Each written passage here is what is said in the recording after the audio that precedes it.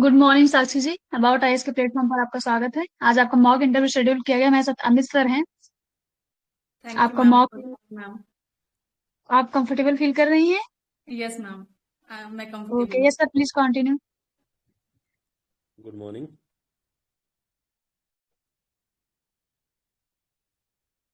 Hello, good morning. Good morning sir. Okay, अपने बारे में बताइए, आपकी एजुकेशन क्वालिफिकेशन क्या है और आप अभी क्या कर रही हैं और आपकी हॉबीज़। Yes sir. सर अभी मैं फुल टाइम सिविल सर्विसेज के लिए प्रिपरेशन कर रही हूँ। एंड सर अगर मैं अपने एकेडमिक बैकग्राउंड की बात करती हूँ तो after my schooling I have pursued bachelors in political science and economics. Sir उसके बाद मैंने मास्टर्स परस्यू करा in political science.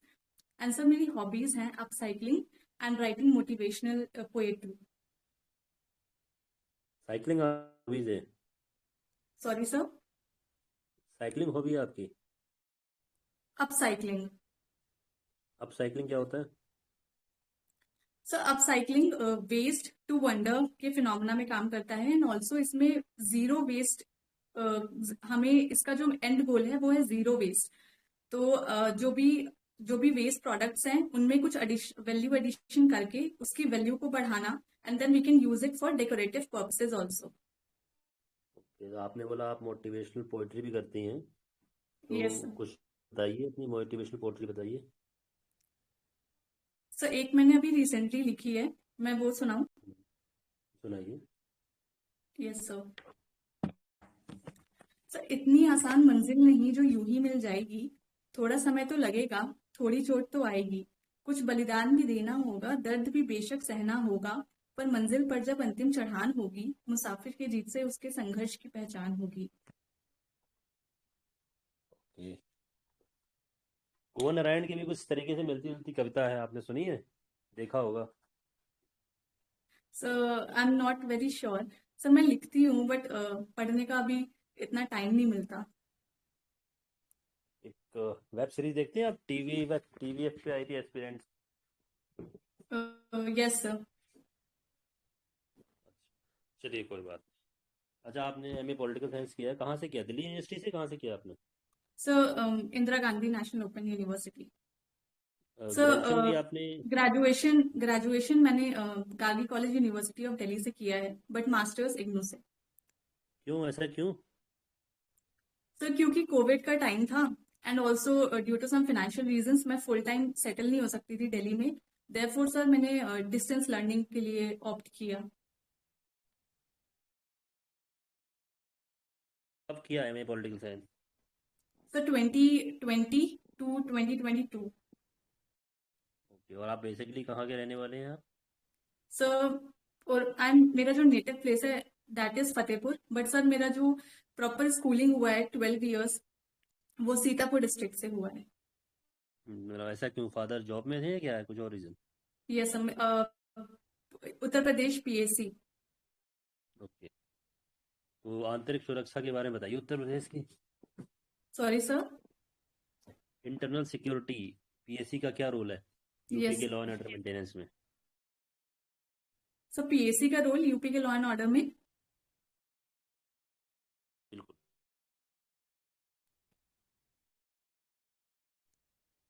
Sir can you हाँ जी, प्लीज पीएस रिपीट? हाँ जी, पीएससी का रोल बताइए यूपी के लॉ एंड ऑर्डर सिचुएशन को कंट्रोल करने में। Yes sir. सो अगर हम थोड़ा हिस्टोरिकल बैकग्राउंड में जाते हैं तो पीएससी का स्टैब्लिशमेंट 1937 में हुआ था। एंड क्योंकि sir Uttar Pradesh political hotspot है इंडिया का, देयरफॉर इट इज इम्पोर्टेंट कि हम एक ऐसी विंग बनाएं जो लॉ एंड ऑर्डर को इंश्योर करे, इसीलिए सर पीएससी स्टैब्लिश करी गई। सर जो भी स्ट्रैटेजिक या फिर स्पेशल एस्टैब्लिशमेंट्स हैं, जैसे सर टेम्पल हो गया या फिर कोई गवर्नमेंट ऑफिशियल बिल्डिंग हो गई, सर इनकी प्रोटेक्शन के लिए हमने पीएसी एस्टैब्लिश किया। एंड सर जहां पर भी अगर प्रोटेस्ट होता है या फिर कोई पॉलिटिशियन की रैली एक्सेट्रा होती है तो वहां पर law and order and peace ensure करने के लिए पीएसी को लगाया जाता है। सर जैसे अभी कुंभ मेला हुआ था, वहां पर भी पीएसी बटालियंस लगाई गई थी। पुलिस से अलग क्या है पीएससी में?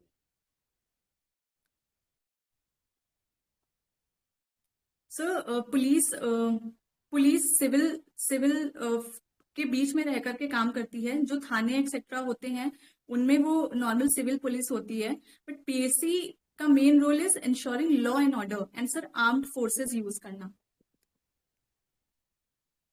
कोई कभी भी लग सकती है या कैसे लगती है, मतलब कि आज चलो पीएससी लगा देते हैं। अच्छा, पीएससी के साथ कुछ एलिगेशंस भी आए हुए हैं, कुछ कंट्रोवर्सीज भी जुड़ी हुई हैं, कुछ बता सकते हैं आप इस बारे में? सर मैं फुल्ली अवेयर नहीं हूँ अभी कंट्रोवर्सी का, बट सर जब अगर पुलिस पीएससी को लगाने की बात होती है तो उत्तर प्रदेश हेडक्वार्टर से हर बटालियन के जो कमांडेंट होते हैं उनको एक नोटिस भेजा जाता है, एंड देन जितनी भी फोर्स या फिर पुलिस पर्सनल्स की जरूरत होती है उनका उनको उनकी मोबिलिटी को इंश्योर कराया जाता है फ्रॉम दैट बटालियन। ओके, चलिए। अच्छा, आपने बोला आपने बीए पॉलिटिकल साइंस भी किया है, गार्गी कॉलेज से किया है, और एमए पॉलिटिकल साइंस भी किया है। Yes sir. गार्गी कॉलेज का नाम गार्गी क्यों पड़ा, या गार्गी कौन कौन है Gargi? Yes sir. Sir Gargi ancient scholar हैं। इन्होंने याज्ञवल्क्य के साथ एक डिबेट किया था, एंड उसमें इन्होंने जो नेचर का बेसिस है उस पे काफी क्वेश्चंस किए थे। एंड सर ये कोई फर्स्ट टाइम था कि किसी फीमेल स्कॉलर ने एक्चुअली क्वेश्चन किया था, तो तब से sir she has been renowned. इसका कहाँ प्रमाण मिला है कि ये चीज़ हुई? अथॉरिटेटिव टेक्स्ट है कोई इसकी? सर सर जितना मुझे याद है शायद ये बृहद अरण्यक उपनिषद में मेंशन है। ओके, ठीक है। अच्छा, आप ये बताइए कि पॉलिटिकल साइंस को साइंस क्यों कहते हैं, बाकी और हिस्ट्री को साइंस क्यों नहीं कहते, ज्योग्राफी को साइंस क्यों नहीं कहते? वाई पॉलिटिकल साइंस को साइंस कहते हैं, क्यों? Yes sir. सर साइंस के दो पार्ट्स होते हैं, एक जो फिजिक्स केमिस्ट्री मैथ के लिए टर्न करता है, सेकेंडली सोशल साइंसेज है। तो sir political science social science का पार्ट है। जैसे एरिस्टोटल ने भी बोला है कि पॉलिटिकल साइंस एक सिस्टमेटिक स्टडी है। इसमें हम एविडेंसेस को पढ़ते हैं एंड डेटा एंड फैक्ट्स को पढ़ के फिर हम पॉलिसी मेकिंग करते हैं। इसीलिए सर एक रैशनल पे बेस्ड होता है, एक रीजनिंग पे बेस्ड होता है, एविडेंस पे बेस्ड होता है, इसीलिए हम इसे साइंसेस बोलते हैं। ज्योग्राफी भी इन्हीं चीज़ों पे बेस होती है, ज्योग्राफी को साइंस क्यों नहीं बोलते? So geography is also part of social sciences only, but political science का पॉलिटिकल साइंस का शायद से अगर हिस्ट्री में सर कोई इसका रोल होगा इसीलिए शायद इसको साइंस बोलते हैं, but geography is also part of social sciences only.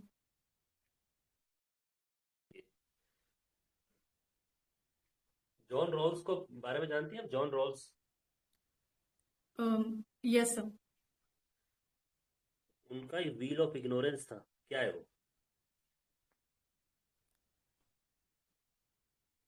Sir मुझे अभी पूरी तरह से रिकॉल नहीं हो रहा है, सॉरी सर, मैं पढ़ लूंगी इसके बारे में। किस sir political veil of ignorance of John Rawls. Right, right, okay, right. Yes sir, yes sir, okay sir.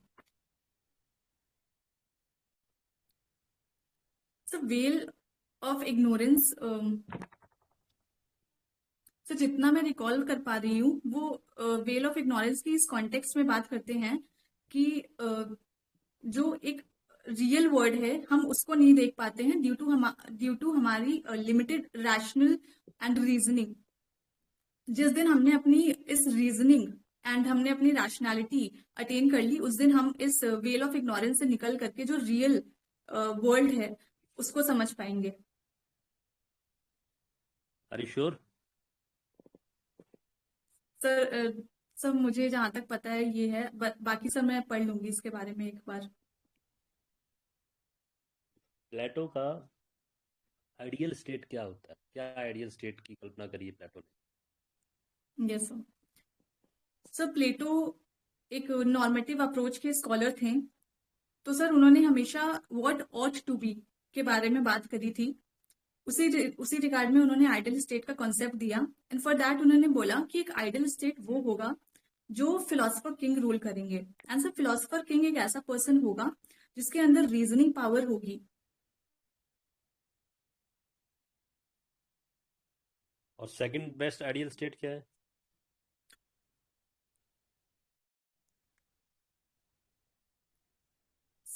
Second best ideal state का अभी मुझे याद नहीं आ रहा है, बट 3 क्लासेस के बारे में उन्होंने बात करी थी।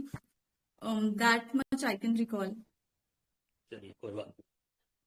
अच्छा आप ये बताइए कि मकियावेली को आप जानते हैं? मकियावेली को सुना है आपने? Yes sir. उनको आप भारत के किस पॉलिटिकल थिंकर के साथ कंपेयर कर सकते हैं? सर मैकियावेली की अगर हम बात करते हैं तो हम इंडियन कॉन्टेक्स्ट में कौटिल्य को मैकियावेली के साथ कंपेयर करते हैं, क्योंकि सर ओके। दोनों ही रियलिस्ट स्कॉलर्स बोले जाते हैं। चलिए आप ये बताइए, कौटिल्य ने एक थ्योरी दी थी, मंडला थ्योरी, राजमंडल यस थ्योरी दी थी कौटिल्य। सर। Yes sir. तो इंडिया उसको कहाँ अप्लाई कर सकता है इस समय, एट प्रेजेंट? सो मैं थोड़ा समय ले सकती हूँ सोचने के लिए। जी जी बिल्कुल जी। Yes sir.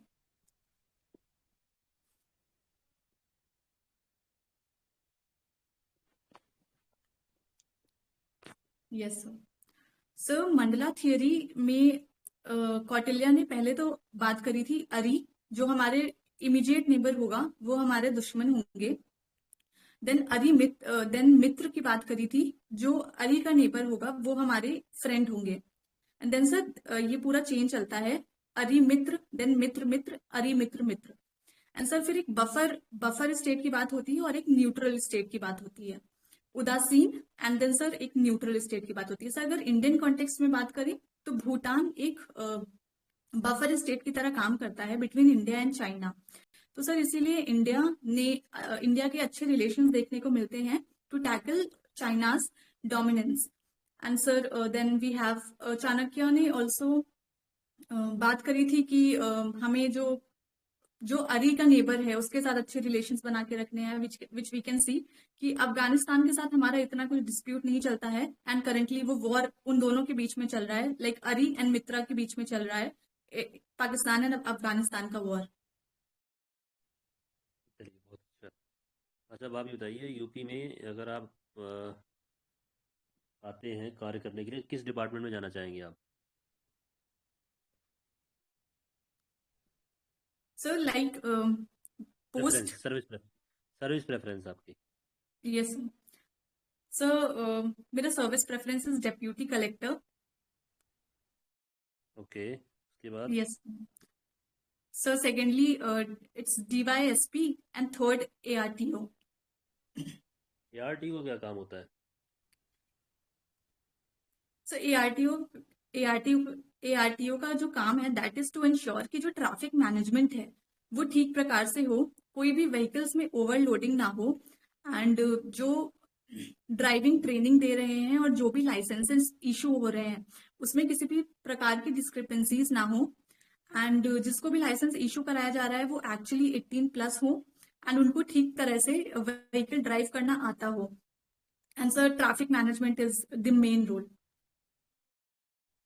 ट्रैफिक मैनेजमेंट करना तो पुलिस का भी काम होता है, ट्रैफिक पुलिस क्या करती है? सर ये सारी अथॉरिटीज एक दूसरे के साथ कोऑर्डिनेट करती हैं। Sir coordination is very important to ensure safety and proper functioning of the vehicles on the road.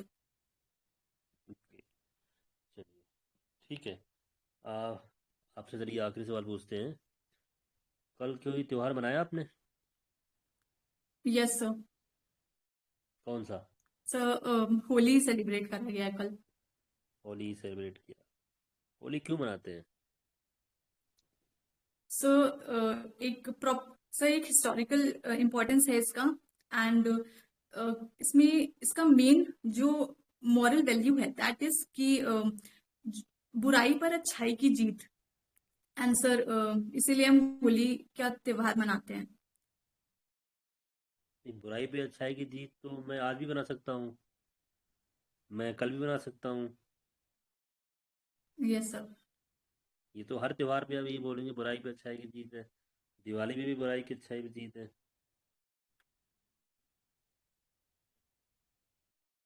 Sir मुझे पूरी तरह से अभी जानकारी नहीं है, मैं पढ़ लूंगी इसके बारे में। चलिए ठीक है, कोई बात नहीं, आपका इंट्रो ओवर होता है। Okay sir. आपको कुछ सवाल है आप पूछ सकते हैं।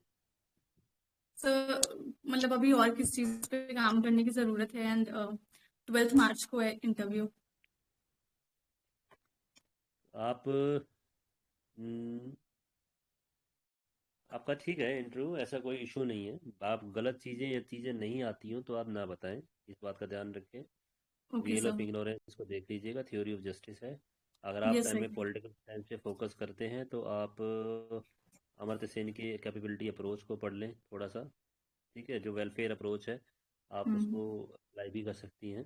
और यदि आपका स्ट्रॉन्ग हो पॉलिटिकल साइंस तभी आप बोर्ड के सामने बोलिएगा, क्योंकि आपके क्वेश्चंस फिर उसी से बनेंगे आगे फर्दर। ठीक है। और यदि वो सर आपके अगर मैं फादर की, सर बोलिए अगर मैं बोलिए बोलिए। मास्टर्स नहीं बोलती हूँ तो ऐसा भी सुनने में आया है कि उनके पास हमारी एजुकेशनल क्वालिफिकेशंस हैं ऑलरेडी, तो ऐसा हो जाएगा कि मैं छुपा रही हूँ वो चीजें। देखिए, जहाँ तक मेरे को पता है उनके पास सिर्फ एक टोकन नंबर होता है आप। Yes sir. ठीक है, मैं बस इतना ही कहूँगा। बाकी अ, मैं यही कहूँगा कि उनके पास एक टोकन नंबर होता है और कुछ नहीं है। ठीक है। बाकी कई कोचिंग वाले कहते हैं कि डोजियर होता है, डैफ होता है, कुछ नहीं होता मेरे हिसाब से। ठीक है। सर जिस बट हिसाब आप, के मतलब अभी मैं थोड़ा और स्कॉलर्स वगैरह पढ़ लूंगी तो बाकी जैसे जो मैंने आंसर्स दिए मुझे उस हिसाब से बोलना चाहिए या नहीं बोलना चाहिए? नहीं, आपने आंसर सही दिए हैं। आपने, मेरे को नहीं लगता कि कोई आंसर्स गलत दिए हैं आपने। ओके अपने सर। गार्गी का बहुत अच्छा बताया आपने। ठीक है। Yes sir. ये अच्छी चीज़ है, आपको नॉलेज भी है। और पीएससी का आपने बताया, पीएससी का थोड़ा रोल पढ़ लीजिएगा, क्योंकि इन केस अगर वो आते हैं इंटरनल लॉ एंड ऑर्डर में भी आपको काम आएगा बताने में। PSC, STF, UP police, state CID, इन सब का पढ़ यस लीजिएगा। सर। सो बाकी आप, बोलिए बोलिए। सर वो पर्सनल इंफॉर्मेशन नहीं बोलते हैं, इस वजह से मैंने इतना डीपली उसको पढ़ा नहीं था, बट अभी मैं प्रॉपर पढ़ लूंगी उसको। देखिए, नहीं पूछते हैं, ये बात सही है। वो आपसे आपके बारे में पूछेंगे, एजुकेशन क्वालिफिकेशन पूछेंगे, आप क्या कर रहे हैं वो पूछेंगे। लेकिन मान लीजिए अगर आपसे पूछ दिया कहीं उन्होंने, क्योंकि आपने ही मेरे को ये बोला, मैंने अपनी पढ़ाई दिल्ली से करी है, मैं बेसिकली हूँ फतेह फतेह नगर से, बट आप फतेहपुर। रहती सीतापुर में। तो फिर क्वेश्चन आ जाता ना, वाई सीतापुर, सीतापुर यस क्यों सर। रहते हो आप? तो बोले, आप बोले कि नहीं मेरे फादर की जॉब थी, यही ऑप्शन रीज़न भी ये रहता है। अच्छा, फादर आपके स्टेट गवर्नमेंट में, सेंटर में, स्टेट में किस डिपार्टमेंट में है, कहीं पीएससी में? अच्छा अच्छा, तो फिर आपके सवाल बन जाते हैं। Yes sir. कोई इशू नहीं है, कोई दिक्कत नहीं है आपको। बाकी आप सिचुएशन बेस्ड क्वेश्चन आजकल आ ही रहे हैं, तो आप उसी हिसाब से चलेंगे। और किसी से भी कुछ भी पूछ सकते हैं, ऐसा कुछ ये नहीं कि आपसे भी यही पूछेंगे। ठीक है। Yes sir. पहले भी आपने इंटरव्यू दिए हैं कहीं पर, ये यूपीएससी वगैरह स्टेट सर्विस का? नो सर, फर्स्ट इंटरव्यू है। चलिए, कोई, ठीक है, अच्छे से दीजिए आप। सर और कुछ मतलब और कोई एडवाइस? नहीं, एडवाइस तो ऐसा कुछ नहीं है। बाकी आप वेल ड्रेस्ड होके जाइए। ठीक है, तो यस। कॉम्ब योर हेयर्स और डिसेंट से आप जाएंगे तो सही है, कोई इशू नहीं। ओके जैसे सर। आप बोल रहे हैं वैसे ही बोलिए, आराम से बोलिए, गलत ना बोले। जो नहीं आता है ऑनेस्टली माफ़ी मांग लीजिए। या तो अगर ये चीज़ गलत बोल भी दी आपने पहले और आपको बाद में रिकॉल होता है, तो आप उनसे वहाँ भी बोल सकते हैं कि आई एम सॉरी सर, मैं एक चीज़ कहना चाहूँगी कि मैंने वो बोला, शायद मुझे गलत लग रहा है। ठीक है, ओके ऑनेस्टी सर। आप रहिए, ब्लफ ना कीजिए, ऑनेस्टी रहिए। ठीक है। सर जैसे अगर इनिशियल क्वेश्चंस जैसे एक या दो क्वेश्चंस पूछे और वो टैकल नहीं कर पाए तो उसका उसका क्या नेगेटिव इम्पैक्ट जाता है मार्किंग पर? अब वो क्वेश्चन पे डिपेंड करेगा ना, कि क्वेश्चन आपसे सिंपल पूछे और आप वो भी नहीं बता पा रहे हैं तो इशू है। ठीक है। Yes sir. अब कई बार क्वेश्चन ही टफ होते हैं तो वो अलग सी, बट उससे कोई इशू नहीं। आप उससे दिमाग में बिल्कुल भी परेशान ना ले। आप जैसा कर रहे हैं आप फ्रेश रहिए। देखिए, यस। सारे क्वेश्चंस नहीं आते हैं सबको, किसी को सारे क्वेश्चंस नहीं आते हैं। और आपका टेस्ट ऑफ नॉलेज हो चुका है। अगर आपको कोई क्वेश्चन नहीं आता, आप बोलते नहीं सर मुझे आता है, बता रही हूँ, और आपको नहीं आता, तो गलत है।